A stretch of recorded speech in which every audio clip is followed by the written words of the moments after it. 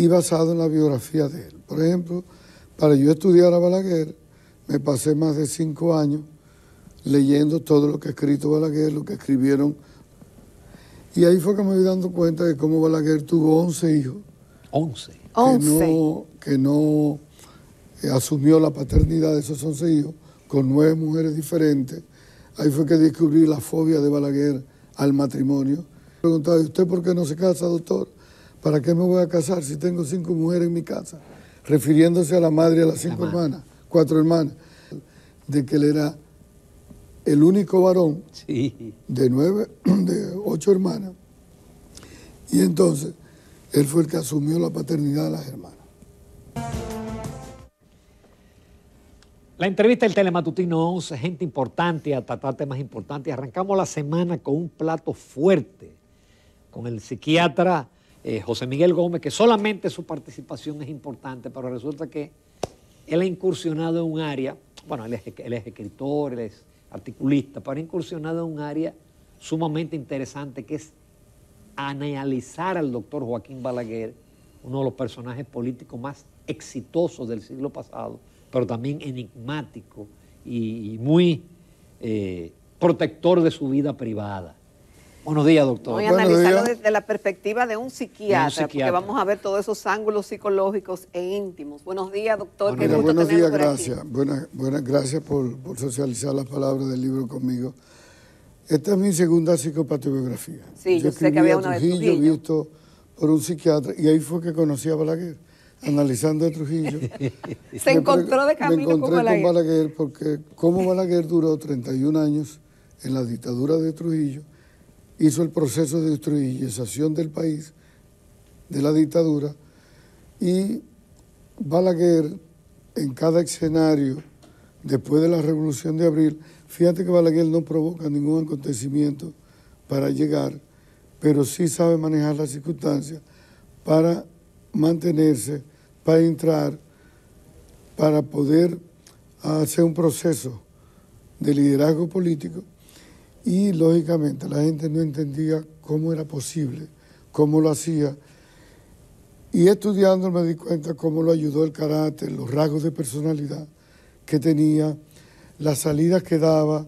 Y entonces me di cuenta que Balaguer terminó siendo un líder autodirigido, redefinidor, no transformador, ¿verdad? Y manipuló todo lo que pudo manipular, y su inteligencia emocional, su flexibilidad, que lo llevó evidentemente a donde quería llegar. Doctor, yo he visto, hay mucho en la literatura mundial donde abordan las enfermedades de los líderes, las causas de la muerte, pero no hay mucha literatura que aborde la psiquis. Entonces, en su caso, que a lo mejor probablemente conoció al doctor Balaguer y le dio la mano algún día, entonces, ¿de qué fuente, de qué se alimentó para poder hacer una especie de radiografía de este personaje? Mira, la psicopatobiografía es un estudio de la personalidad de la psicología, visto de la psiquiatría, pato, enfermedad, y basado en la biografía de él. Por ejemplo, para yo estudiar a Balaguer, me pasé más de 5 años leyendo todo lo que ha escrito Balaguer, lo que escribieron los allegados, los enemigos de Balaguer. Entrevistar los funcionarios, algunos de los familiares, las personas más cercanas, y verle el accionar en discurso, en programa, en televisión, para ir juntando desde el punto de vista fenomenológico y psicodinámico, estudiar la estructura familiar. Y ahí fue que me fui dando cuenta de cómo Balaguer tuvo 11 hijos. 11. Que no asumió la paternidad de esos 11 hijos con 9 mujeres diferentes. Ahí fue que descubrí la fobia de Balaguer al matrimonio, que no era, como él decía, el no mecanismo de defensa de la respuesta que daba. Cuando Trujillo le preguntaba, ¿y usted por qué no se casa, doctor? ¿Para qué me voy a casar si tengo 5 mujeres en mi casa? Refiriéndose a la madre y a las 5 hermanas, 4 hermanas. Pero igual cuando le dijo a la periodista, bueno, yo no me caso porque no he encontrado una mujer como usted. ¿Por qué él no se casó? Balaguer le tenía fobia al matrimonio. Balaguer no podía mantener relaciones íntimas, duraderas. Tenía un rasgo evitativo en la personalidad. Eso es un rasgo de la personalidad. Que los evitativos le huyen al vínculo, le huyen al apego permanente. le huyen al crear un sentido de pertenencia. Y entonces Balaguer también no se casó porque la familia lo marcó desde temprana edad, asumiendo con la ausencia del padre el vínculo y el sentido de pertenencia. Se lo construyeron el rol y la asignación social de que él era el único varón de 8 hermanas. Y entonces él fue el que asumió la paternidad de las hermanas. Fíjate que Balaguer, a quien identifica como su familia, es su madre y sus hermanas. Y aún logrando la autonomía económica o social, Balaguer no se independizó, no construyó familia. Esa era su familia. Ahora, doctor, según leí en la prensa, usted leyó más de 60 obras relativas al doctor Balaguer. Correcto. Para hacer este libro. Y en una parte del mismo, además de lo que usted ha mencionado, relata que un día en el Palacio, en una conversación con Johnny Aves, ese funesto personaje del régimen trujillista, él le dijo a Balaguer: todos quieren algo, buscan algo. ¿Usted qué quiere? No fuma, no bebe, no da braguetazo, no tiene dinero. ¿Qué usted busca? Trujillo, ¿qué buscaba Balaguer? El poder. Pero era adicto al poder. Terminó siendo un adicto al poder. ¿Eso es un rasgo de una personalidad distorsionada? No. La mayoría de personas que permanecen mucho tiempo ligados y detrás del poder, y ahí es donde Balaguer queda atrapado entre el yo real y el yo. Balaguer terminó siendo un adicto al poder. Fíjate que Balaguer era un ciego, flebítico, con limitaciones, ya viejo, no se puede retirar. Y se mantiene apegado y hace todo lo que quería hacer para mantenerse en el poder, y desarrolló con una adicción al poder. Lógicamente, Balaguer sabía y tenía, y ahí es la manipulación que le hace al jefe Trujillo. Balaguer tenía la habilidad, la madurez, la inteligencia social y emocional, y era un pasivo agresivo. Es el segundo componente de alteración psiquiátrica que le asumía y manipulaba al régimen de Trujillo, diciéndole que no le interesaba el poder. ¿Por qué 3 vidas y no 4, 7, como dijo Ramón? ¿Por qué 3 vidas? Lo de las 3 vidas, tú sabes que García Márquez dijo que la vida no es la que uno vivió, sino la que uno vivió y cómo uno la recuerda para poder contarla. Y decía que todo el mundo tenía 3 vidas, una secreta, una pública, ¿verdad? Y una privada. Yo me ocupé de la vida secreta de Balaguer. Pero la vida y la privada no es la misma. Y bajé, no, la secreta y la privada no es la misma. Ya. Hay una pública, ¿verdad? Hay una vida privada, pero hay una vida secreta. Cuando yo bajo al sótano de la vida del personaje de Balaguer, ahí es que descubro toda la intimidad, toda la vida política, la vida familiar, de cómo Balaguer manipuló a todos los adversarios dentro y fuera del partido, ¿verdad? A todos, los inhabilitó, y cómo se la cobró, cómo Balaguer guardaba como todo pasivo agresivo, duraba años para dar una respuesta, pero no soltaba. Manejaba mucho resentimiento. Balaguer no perdonaba. Aunque pareciera que sí. Pareciera, porque Balaguer, aparte de su timidez, era un personaje huidizo, silencioso, callado, introvertido, que hasta pena daba en algunas circunstancias donde él se ponía. No era ostentoso. Era frugal, hasta en su comida y en su forma de vestir. Pareciera que no le importara el dinero. Parecía que no le interesaba el dinero. Los requerimientos existenciales de Balaguer no era el dinero. Es decir, ¿realmente concuerda usted con la frase de él que la corrupción se detenía en la puerta de su despacho? Sí, personalmente era muy honesto. Pero sabía de los corruptos. Pero sabía de los corruptos y los toleraba y la estimulaba y la permitía si los beneficios laterales, lógicamente, lo favorecían a él. Es decir, que honestamente era correcto, pero políticamente no era honesto. Doctor, esa adicción al poder fue lo que hizo que él prácticamente anuló a los posibles aspirantes de su partido y murió y dejó un partido sin un liderazgo, que por eso se ha convertido en un partido minúsculo. Bueno, ahí es que tú dices, bueno, ¿cuál era la validación, la razón existencial de Balaguer? Johnny Abe fue el único.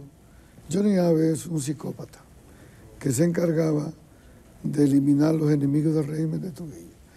Pero los psicópatas, los psiquiatras sabemos que los psicópatas tienen el olfato, la intuición, la inteligencia. Johnny Abe decía, Balaguer no es de fiar, Balaguer no es leal al jefe, Balaguer es de Balaguer. Leal a sí mismo. ¿Verdad? Y terminó Balaguer siendo de Balaguer. Balaguer no pasó la antorcha, Balaguer no construyó ningún liderazgo a nadie, no nombró a nadie, no señaló a nadie. Balaguer no hizo ningún proceso para que un tercero pudiese, también desde el punto de vista espiritual, social, desde el punto de vista del liderazgo, permitir la trascendencia. Eso no lo permite. De los líderes actuales, ¿cuál usted cree que se parece más a Balaguer? Mira, Balaguer es el más copiado como líder político. Bueno, fue definido padre de la democracia. Sin embargo, ninguno tiene los rasgos de la personalidad de Balaguer. Lo copian, ¿verdad? Lo imitan. Quieren tener los resultados y hacer las cosas como lo hacía Balaguer, pero no tienen la personalidad de Balaguer. Okay. Vamos a una breve pausa, doctor, que ahora es que esto está interesante. En unos minutos continuamos con el psiquiatra José Miguel Gómez. Continuamos conversando en Telematutino 11 esta mañana con el doctor José Miguel Gómez, psiquiatra y autor del libro Balaguer visto por un psiquiatra, sus 3 vidas, su obra número 18. Y cabe destacar que muchas de las obras del doctor José Miguel Gómez tratan sobre autoayuda y esas cosas, pero además de la obra de Trujillo, que también lo analiza desde ese punto de vista como un psiquiatra, está lo de Balaguer. Y un televidente me escribió y me dijo, pregúntale al doctor por qué ha escogido el lado psiquiátrico de estos personajes de la política dominicana. Y como no hay tanto tiempo, Balaguer, pareciera que hay 2 versiones que la gente conoce, que el Balaguer de los 12 años y otros dicen que después el Balaguer que vino después, con 8 años, después del 86, era otro Balaguer, como si fueran 2 personas diferentes. También usted habla de las personalidades, del colérico, del flemático y de otro que no recuerdo. ¿En cuál personalidad encaja Balaguer y cómo él, como que camaleónico en cierta forma, si uno lo ve de diferentes ópticas? Balaguer tenía una mezcla de temperamento sanguíneo, colérico, flemático, hasta melancólico. Y melancólico, ¿verdad? Ya. Pero tenía mucha inteligencia, mucha habilidad. Pero no inteligencia emocional tenía. Tenía inteligencia emocional. A pesar de eso. Y sobre todo, era una persona extremadamente flexible, que se adaptaba a las circunstancias y manejaba las circunstancias. Y ese Balaguer de los 12 años, de la banda colorada, de los incontrolables, de la persecución, de los asesinatos, es el Balaguer que te dice que para gobernar este país se necesitan hombres viriles para que no le pase lo que le pasó al civilista Francisco Payá, o a Villini, o a Meriño, o a su amigo Rafael Estrella Ureña, o sobre todo a Bosch y Gaviño. Es decir, Balaguer entendía que para mantenerse en el poder había que utilizar todos los recursos del poder. Pero es el Balaguer que entonces, cuando las circunstancias cambian, flexibiliza y adopta a las circunstancias. Por eso no es el Balaguer de los 12 años, no es el Balaguer del final. Porque las circunstancias, el mundo bipolar, la tensión cambió, el mundo cambió. Y Balaguer se adaptó, ¿verdad? Y hizo el proceso de cambio para mantenerse en el poder negociando. Pero fíjate cómo Balaguer, en el tramo final, ya viejo, logró controlar, anular a Jacinto Peinado, no dejó pasar a Peña, y a Peña sobre todo, no lo dejó pasar, no fue tanto por Peña, que era víctima Peña de la invisibilidad en términos de la ayuda, pero quien más atrapó a Peña fue Fernando Bogar, que era el vice de Peña y era el enemigo de Balaguer. Es decir, Balaguer se opone a que llegue Peña porque llevaba a Fernando Álvarez Bogar, que era su enemigo, que fue aquel le dijo, si toca esa tecla te hunde. Y en el libro digo, ¿por qué Balaguer le dijo eso a Fernando Álvarez Bogar? Bueno, ahí está el libro. Sí. Pero una pregunta, ¿el doctor Balaguer realmente creía en Dios? Porque yo recuerdo cuando Jacinto Peinado él juró por la Virgen de la Altagracia, que él apoyaba. Pero sin embargo, hay rasgos de él que parece que era supersticioso. Balaguer utilizaba la simbolización mágico-religiosa a su antojo y cuando él quería. Fíjate que cuando se cayó el helicóptero en Villa Altagracia, vino todo desaliñado, sucio de la televisión, dándose manotazo en el pecho, diciendo que la Virgen de la Altagracia lo había salvado. Y fue a Higüey. Pero el mismo Balaguer que fue a San Juan. A una bruja. Y se desmontó no en la casa del gobernador o del síndico, sino a la casa de Mamá Bona en Pedro Corto. Y de ahí que sale diciendo que Mamá Bona le dijo que hiciera el gobierno de niños.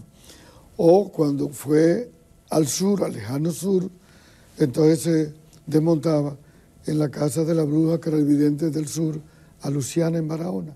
Es decir, Balaguer creía y tenía un retrato de la Virgen de Altagracia, del Sagrado Corazón de Jesús, una figura de Gregorio Hernández, el médico de San Gregorio, venezolano, pero tenía esa creencia mágico-religiosa, tenía 2 enanas en la puerta de su casa, 2 perros para que no le entre la maldad, era un supersticioso delante, siendo un intelectual, y esa era la confusión. Qué pena no tener más tiempo, doctor, pero yo creo que hemos agotado el libro. Ya habrá momento para hablar con el psiquiatra. Okay. Muchísimas gracias. Bueno, excelente, doctor. No le decimos éxito porque ese libro yo creo que va a tener muchas ediciones. Muchas ediciones. Muchas Así ediciones. Es. Muchísimas gracias. Buen día. Gracias a ustedes. Un honor. Nos vamos a comerciales. Vamos a conversar en el próximo segmento con la profeta Raquel Nin. Ella es autora del libro Con el martillo en las manos.